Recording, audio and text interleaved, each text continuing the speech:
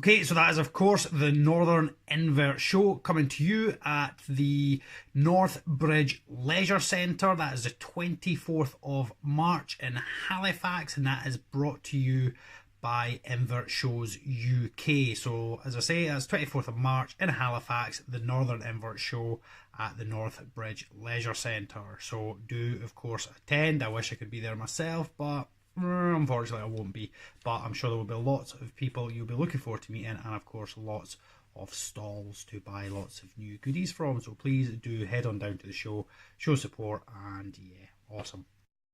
Okay, so what have we got for you today? Well, we have some good news, and unfortunately we do have some bad news. Now, the bad news is, if you have seen one of my previous videos, you will see we have done a communal setup, and in a bizarre twist of fate, the Maurus scorpion has died. Now, I was speaking to a very good friend of mine who says these are an absolute nightmare species to keep, but that does not excuse the fact that sadly it has passed away. Could be many contributing factors. It could be wild caught, could be old age. I wish I knew. I was hoping it was going in for a molt. The tail isn't, normally when they pass away, the tail goes into a long stretched out position at the back. This one is still curled round, but unfortunately legs are in death curl.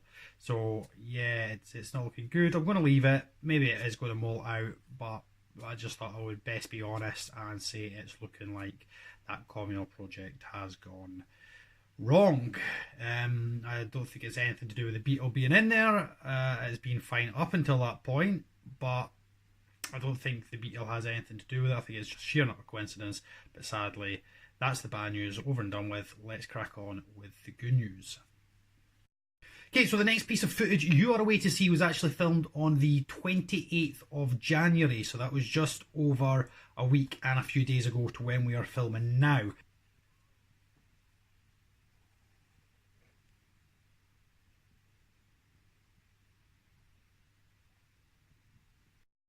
Okay, so that was my female Euscorpius italicus. She has given birth, lots of little babies there. That was discovered on night of the 28th. I would have loved to have caught her. I knew she was going to drop soon. I knew she was ready. I've been trying to catch her going, but she did it late at night, and I think I was actually at work that day. But anyway, checked on her, there they were. I'd missed her giving birth. But anyway, at the time of filming this video now, we are a week and a bit down the line, and we're going to check on how she and the babies are doing. Now, somebody had messaged me asking how do you identify when they are mature. Sorry, the light is bouncing off the plastic there. So this is my mature male. Now I'm guessing the only real way, I wish I could answer this question more accurately. He's run round the top here. So I'm guessing other than the sort of final molt into adulthood would be the only way you could really tell if these were sexually mature, other than introducing a male to a female and seeing how he responds. So perhaps somebody could say, if anybody knows the answer to this other than what I've just said, please do pop it down in the comments. Hopefully the person asking will see the replies. But as far as I'm aware, to tell if they're mature or not, they'll have had, they're molting to adulthood, reached full size, and will respond positively to a female. So that is my male. And in here is the female tank. Sorry, wobble wobble. Now, again, another question that was asked was gestation period. Now, for this species, it's around 9 months. So it seems an incredibly long time for such a small species, but that's roughly how long it takes. We're also going to have a look at last year's, just to show you the size they've got to. But without further ado, let's see if we can...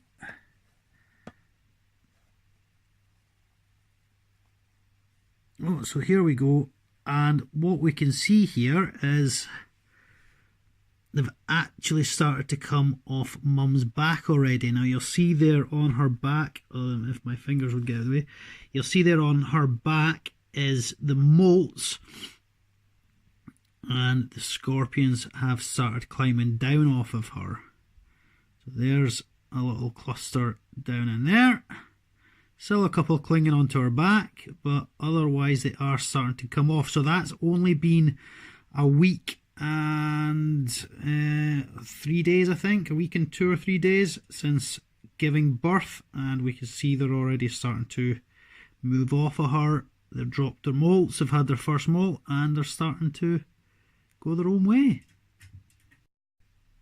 And just look at how absolutely amazing they are. You can see they're still hiding under her, they're still around her, they're still kind of clinging to her. And bear in mind, this is not a big scorpion species. If I put my finger down next to her, just to give you some idea of, well, how raggedy my fingers are for starters. Yeah, she's obviously feeling a little bit threatened there, but just to give you an idea, I mean, these are not a big scorpion species, so you can imagine just how tiny these babies are, but they're now over a week old and starting to move off a mum's back. So that's quite a remarkable and quite a fast progression into a level of independence. Now I decided to introduce a pre-killed fly, there it is, just to see how the babies would respond and see if it initiated any feeding activity from them at such an early stage of development. But as we can see, they're not overly bothered by this pre-killed fruit fly. Next we added a live fruit fly to see how they would respond to that one. And look at that one! It kind of chases it down and then realises it doesn't actually know what it's doing yet, but wow! Okay, so that was this year's babies. How awesome do they look? That beautiful little opaque, glassy, see-through, kind of creamy amazingness. Now we're going to take a look at last year's babies. These are just over a year old, they're about, and you can see the size difference, how they developed, and yeah, just awesome. But I will keep you informed as to how these ones do. From last year's breeding, or the ones she gave birth to early last year, these are the only two I have kept for myself. The rest were sent out to new homes. So here we can see we have one down here. These are quite slow growing species of scorpions. So bearing in mind the size of the other one compared to my finger. And again, that same finger. So compared to the mum, these are still very, very small, but compared to the newborns, these are quite big. So there's one, and the second one is just, this is actually the slightly bigger one of the two, has just gone. Oh, where are you hiding? Where are you hiding? Where are you hiding? Where are you hiding? Oh, there it is, it's sitting on that piece of. So that's the slightly larger one. This one's molted not that long ago. Probably about 2 weeks, 3 weeks ago actually. I say not that long ago, but.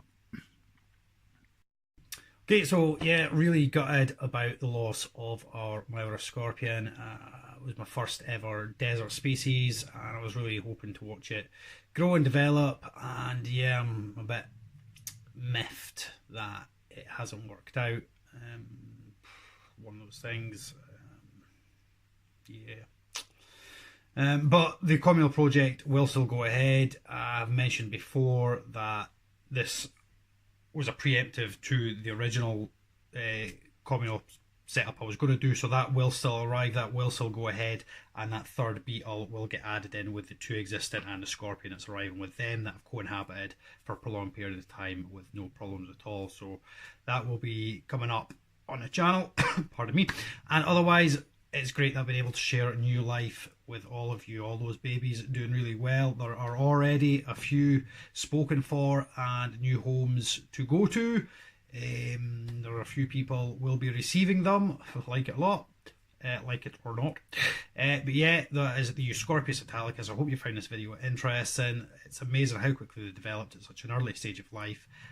And yeah, I reckon in no time whatsoever we'll have them feeding on those fruit flies. I've left the two pre-killed in there just to see if they take them, and all that's left for me to say is thank you for watching. Please do like, comment, share and subscribe, and I will always do my best to reply to your comments, and if I can help in any way, just please do ask. Thank you ever so much, and bye bye for now. Bye bye.